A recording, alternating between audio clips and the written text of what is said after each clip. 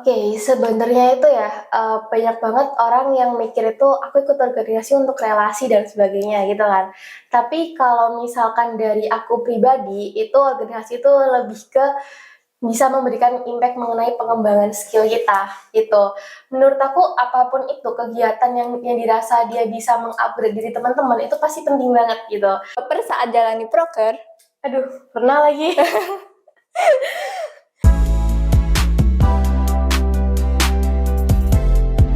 Halo kawan pendidikan akuntansi, jumpa di Counterpain Podcast. Close the door, take the point. Jadi kesempatan kali ini kita akan membahas tentang mahasiswa berprestasi dan aktivis organisasi nih. Jadi saya, Azahra Nur Alifia, sebagai pemandu podcast hari ini, tapi saya nggak sendirian nih. Saya bersama Mbak Kia sebagai mahasiswa berprestasi di pendidikan akuntansi ini. Dan tentunya Mbak Kia ini punya pengalaman lah di lomba-lomba mungkin yang pernah Mbak Kia ikuti sebelumnya. Halo Mbak Kia. Halo, Gimana nih Mbak kabarnya? alhamdulillah baik. Oke, jadi sebelum kita bincang-bincang secara lebih jauh nih, bolehlah kita kenalan dulu ya dengan Mbak Kia. Sebelumnya Mbak Kia bolehlah kenalan mungkin IG-nya atau Twitter-nya atau mungkin nomor WA-nya boleh Mbak? Oke. Ini kenalan dulu ya? Iya. Oke, halo teman-teman semuanya, kenalin aku Kusindra Delistianingrum, bagian akrabnya Kia, dari Pendidikan Akuntansi Angkatan 2020, gitu. Lalu apa nih?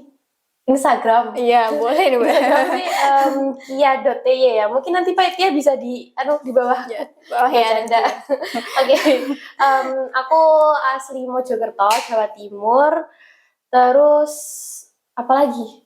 Bisa dibantu Mungkin Twitternya Mbak, mungkin Mbak Kia mungkin aktif Twitter nih, boleh. Oke. Twitter aku ada sih @a_k, y-nya itu 3 kali gitu.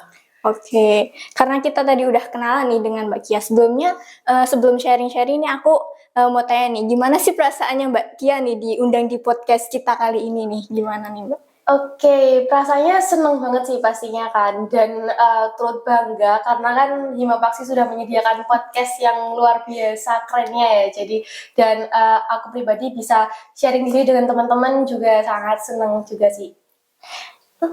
Baik, terima kasih Mbak atas perkenalannya yang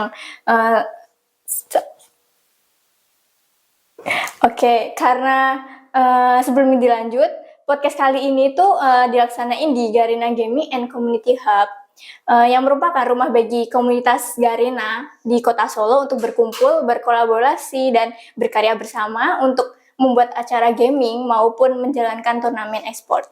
Di Garena Gaming and Community Hub ini terdapat beberapa fasilitas yang menarik nih, seperti area main bareng, area nonton bareng, dan area broadcast and streaming. Dan ada juga 55 inch 4K LED TV. Oke, lanjut aja deh Mbak ya ke pertanyaannya. Yang aku tahu itu kan Mbak Kia itu mempunyai name tag sebagai Kahim di pendidikan akuntansi nih diangkat waktu 2021 ya. Dan yang aku lihat juga Mbak Kia ini tuh masuk nih di IG-nya Himapaksi di feed apresiasi mahasiswa berprestasi nih. Kalau boleh tahu gimana sih Mbak ceritanya kok bisa Mbak Kia itu bisa jadi mahasiswa berprestasi nih di pendidikan akuntansi? Oke, sharing aja ya. Jadi kalau misalkan dikatakan mahasiswa berprestasi, menurut aku masih belum terlalu cukup. Hanya saja pernah diamanahi sebagai ketua himpunan di tahun 2022 di Kabinet Baswara tahun kemarin. Jadi untuk awal banget maba nih, sorry, aku bisa panggil siapa ya? Alifia Mbak. Alifia, oke. Untuk awal maba banget ya Vi, aku emang passionnya tuh di organisasi gitu kan, pengen diskusi bareng dengan teman-teman, terus lebih ke arah apa ya, bisa membantu teman-teman yang membutuhkan juga dan sebagainya gitu kan. Nah untuk itu di awal itu aku sudah merencanakan nih, jadi waktu maba. Terus di maba kan bakal ada informasi-informasi, apalagi kalau misalkan yang magang himpunan ataupun magang UKM juga ada kan. Nah kebetulan aku ikut prokernya dari BEM FKIP yang Sekolah Pembaharu Negeri itu awal, terus sama ikut prokernya ini BEM UNS yang kreatif apa sih yang CIS itu kan, yang CIS LNS itu. Jadi ikut itu itu untuk awal mulanya banget gitu. Terus setelahnya ternyata ternyata tertarik ke organisasi juga. Nah, tapi untuk ikut aktivitas atau kegiatan seperti itu enaknya kita bisa punya relasi kan. Nah, kalau kita punya relasi, nanti untuk maju ke depannya itu bakal lebih mudah gitu kan. Itu terus jadi mungkin ada sedikit pesan juga buat teman-teman kalau misalkan ingin atau udah tahu passionnya mau kemana itu dari hari maba udah harus direncanakan aja. Terus kira-kira ikut-ikut aja kalau misalkan ada program kerja yang dari beberapa organisasi itu diikutin aja gitu. Oke, yang tadi Mbak Kia bilang kan dari awal maba itu Mbak Kia udah ingin berfokus ke organisasi ya. Iya. Kalau boleh tahu, Mbak Kia udah ikut organisasi apa aja sih? Oke, kalau di awal itu untuk tahun pada 2021 ya mungkin ya, itu aku di BEM FKIP, staf keuangan kabinet, terus di UKM LSP, Lingkar Studi Pendidikan, itu staf keilmiahan, terus sama di Himapaksi itu dulu sebagai staf gitu kan, hubungan terlembaga. Terus selanjutnya itu aku di himpunan diamanai sebagai Kahim ya di tahun 2022.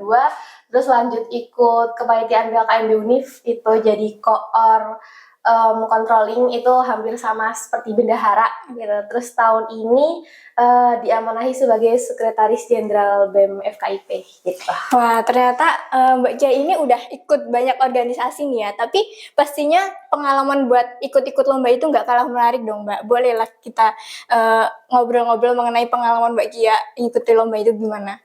Oke, untuk ikut lomba ya. Jadi itu dulu aku punya mindset sih, paling enggak nih sebelum aku semester 6 kan itu pasti udah sibuk-sibuknya TV kan. Sebelum semester 6 paling enggak satu deh aku menang lomba gitu kan. Dulu aku mikirnya kayak gitu.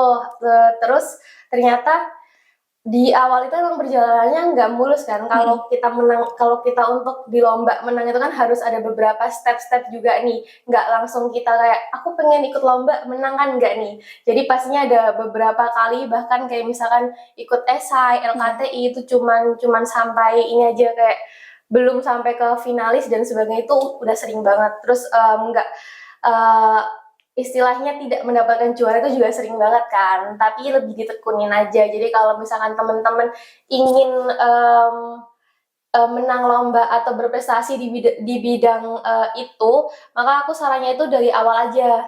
Nah kayak misalkan nih, aku pengen banget untuk bisa menang lomba esai gitu. Nah itu di awal maba udah mulai mempelajari esai itu seperti apa, terus udah mulai mencoba gitu. Jadi jangan hanya pengen terus, takut terus tiba-tiba pas semester 5 dia baru nyoba. Itu besar kecil kemungkinannya dia bakal nggak lolos gitu. Jadi lebih ke arah dicoba terus aja gitu. Kalau gagal jangan menyerah gitu. Oke, kan yang tadi Mbak Kia bilang kan, dari awal itu Mbak Kia itu udah pingin berfokus ke organisasi. Nah, kan biasanya anak organisasi itu dicap itu sebagai mahasiswa yang sibuk ngeproker lah, sibuk rapat lah, dan mungkin biasanya dibilang sibuk jualan risol nih Mbak. Nah, itu kok Mbak Kia bisa sih muncul semangat buat ikut lomba itu gimana Mbak ceritanya? Oke, kalau untuk ikut lomba ya, karena awalnya itu gini nih, ada cerita menarik sih di awal maba itu kan aku sebelum mengikuti organisasi itu aku diskusi dulu nih sama ibu aku gitu kan. Kalau BEM itu kan aku pasti emang aku kepingin dari awal gitu atau himpunan. Lalu aku diskusinya itu mengenai UKM gitu. UKM kan lebih fokus ke minat bakat nih. Nah aku tanya kira-kira bagus apa ya, cocok apa ya gitu. Terus ternyata disarankan untuk lebih ke bagian kepenulisan gitu. Nah pas masuk di kepenulisan, kebetulan aku di departemen yang gitu fokus ke ngadain event kepenulisannya gitu.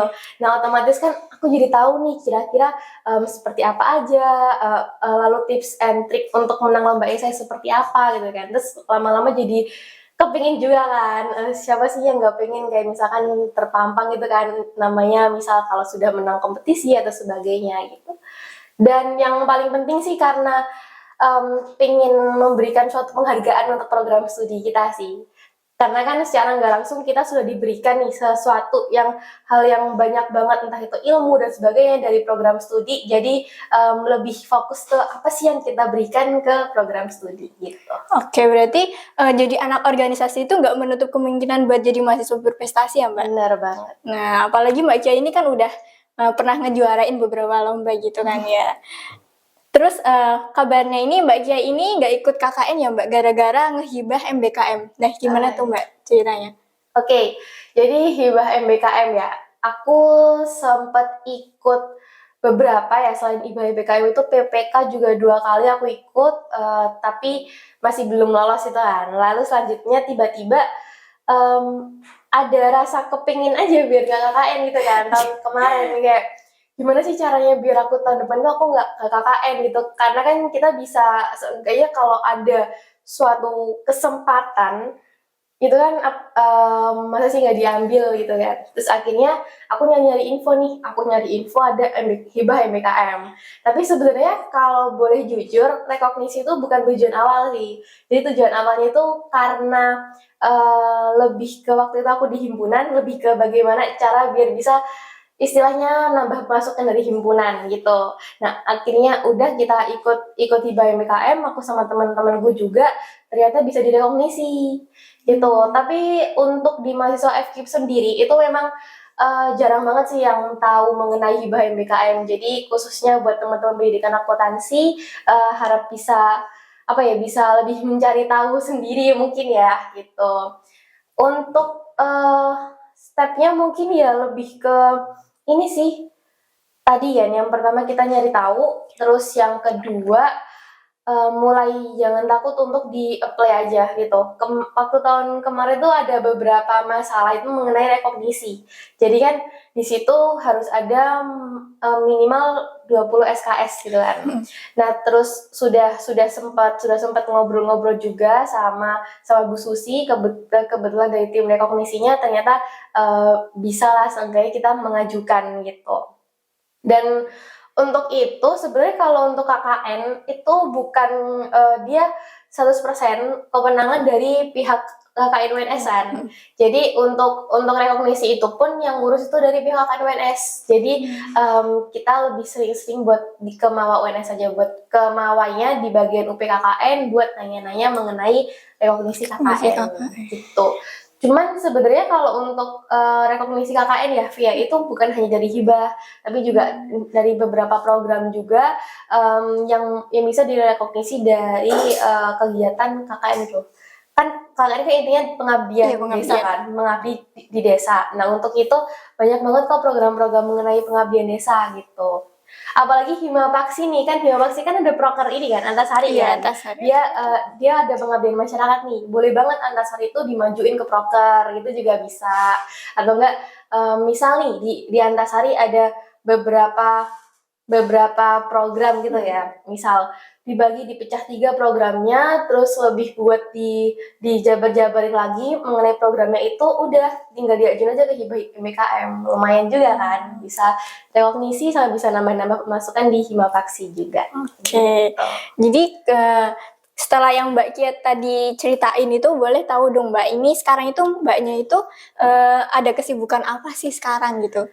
Kalau sekarang ini karena nggak KKN ya, itu aku apply magang. Magangnya itu di bagian, dia itu penyedia jasa akuntansi dan pajak, sama ada dia itu sekaligus menyediakan coworking kayak gini, kayak di Garena ini gitu.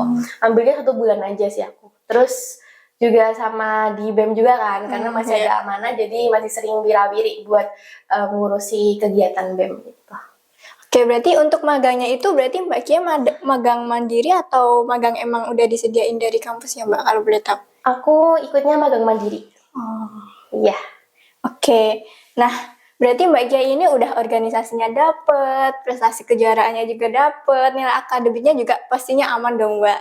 Nah, berarti organisasi itu penting ya Mbak, apalagi akademik. Dan untuk itu tuh mungkin ada yang lebih penting dari itu nggak Mbak menurut Mbak Kia, selain organisasi dan akademik mungkin? Oke, sebenarnya itu ya, banyak banget orang yang mikir itu, aku ikut organisasi untuk relasi dan sebagainya gitu kan. Tapi kalau misalkan dari aku pribadi, itu organisasi itu lebih ke bisa memberikan impact mengenai pengembangan skill kita, gitu. Menurut aku apapun itu kegiatan yang dirasa dia bisa meng-upgrade diri teman-teman itu pasti penting banget gitu. Misal nih selain selain apa, lomba atau organisasi, bisa juga teman-teman mengikuti kegiatan seperti volunteer, terus juga ada magang juga, bahkan ada webinar-webinar seperti itu, atau pelatihan, itu kan, juga bisa meng-upgrade skill teman-teman kan, lebih fokus kepada apa sih tujuan teman-teman sebenarnya gitu, pengen jadi apa, terus pengen goals-nya di tahun ini itu apa, atau mau lulus seperti apa, itu kan lebih fokus kepada diri teman-teman Iya, betul. sendiri gitu. Jadi menurut aku untuk hal misal nih relasi atau uang dan sebagainya itu merupakan suatu hal sampingan. Dan yang paling penting adalah gimana kita untuk menjadikan diri kita lebih upgrade dulu. Kalau udah kita mempunyai istilahnya tuh punya branding yang bagus, Mm-mm. terus bisa upgrade diri yang lebih baik, nanti pasti relasi dan sebagainya itu akan berjalan mengikuti dengan upgrade diri kita gitu kalau aku. Oke, berarti yang aku tahu yang tadi Mbak bilang kan sekarang Mbak itu diamanai sebagai sekjen di BEM Fakultas ya Mbak. Iya. Nah, apalagi Mbak Kia juga lagi magang mandiri nih. Nah, menurut Mbak Kia itu gimana sih memanajemen kesibukan Mbak Kia yang apalagi udah diamanahi dari sekjen, Mbak Kia juga ternyata juga lagi magang mandiri itu gimana Mbak? Oke, kalau untuk time management itu sebenarnya nggak bisa dipelajari secara instan ya, Vi. Pastinya kan dari awal dulu gitu. Nah, dan menurut aku suatu hal yang aku pelajari mengenai time management itu dari kegiatan-kegiatan aku sebelumnya. Kayak misalkan waktu aku menjadi ketua himpunan atau waktu aku menjadi staff masih 2 tahun terakhir, itu membuat aku sebagai pribadi yang bisa nge-manage gitu. Tapi kalau misalkan ngasih tips nih mungkin barangkali ke teman-teman untuk time management itu yang pertama pastinya skala prioritas dulu.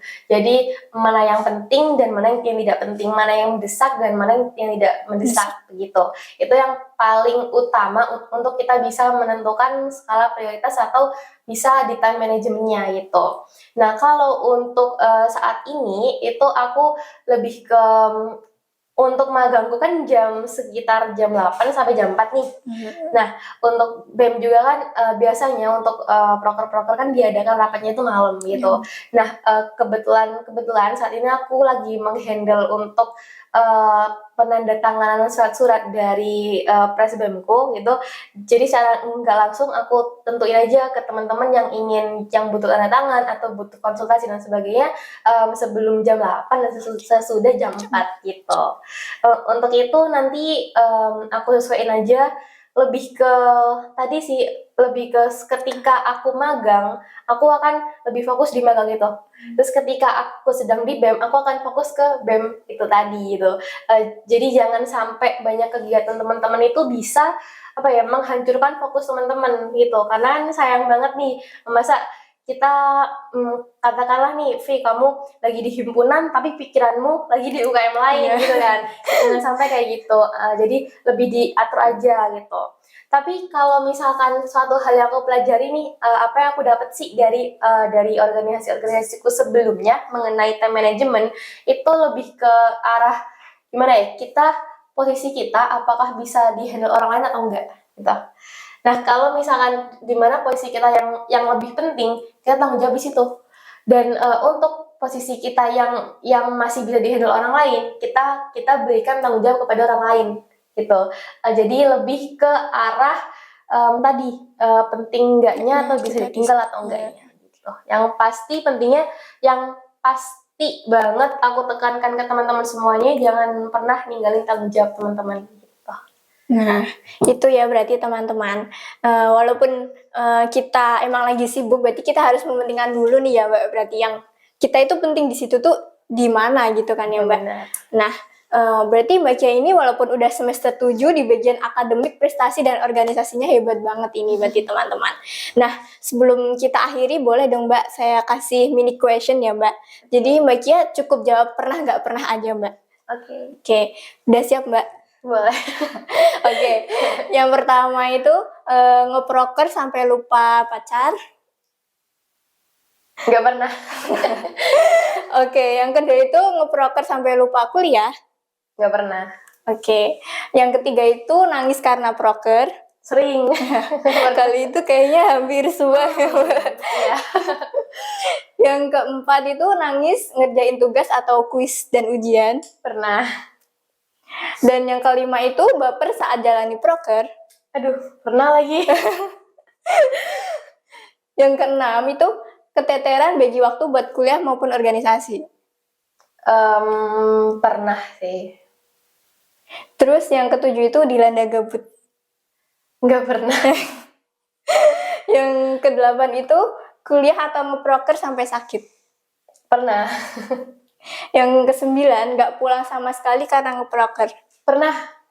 Sering malah. Yang ke-10 itu kuliah sampai lupa pulang kampung. Pernah. Nah, karena ini udah selesai ya mini questionnya, sebagai penghujung acara boleh nih Mbak kasih sepatah motivasi buat kita. Oke, untuk pendidikan akuntansi nih. Oke, untuk teman-teman yang pastinya tadi sedikit mengutip hal yang udah aku singgung waktu di awal, kita sebagai mahasiswa juga harus memikirkan sekiranya apa sih yang bisa kita berikan baik kepada program studi, kepada fakultas atau kepada masyarakat gitu. Karena kan balik lagi nanti mahasiswa akan turun ke jalan, akan membantu masyarakat dan sebagainya gitu. Jadi usahakan untuk teman-teman berbuat baiklah dan berusaha untuk menjadi manusia yang bermanfaat bagi manusia lain gitu. Dari aku. Oke, berarti aku bisa tarik kesimpulan dari Mbak Kia itu intinya kita sebagai mahasiswa yang nantinya akan turun ke masyarakat secara langsung, kita jadi harus memberikan manfaat juga buat mereka gitu ya Mbak. Nah, karena kita udah di penghujung acara Counterpoint Podcast kali ini, pada kesempatan kali ini pasti banyak banget insight yang udah kita dapat dari Mbak Kia nih. Terima kasih kepada Mbak Kia yang udah mau jadi pembicara podcast di kali ini. Dan apalagi Mbak Kia kan udah mau nih menempatin waktunya di sela magangnya nih. Terus semoga kegiatan Mbak Kia selanjutnya itu lancar ya Mbak. Amin. Oke, sekian dari Counterpoint Podcast kali ini. Close the door, take the point. Sampai jumpa pada Counterpoint Podcast selanjutnya. See you!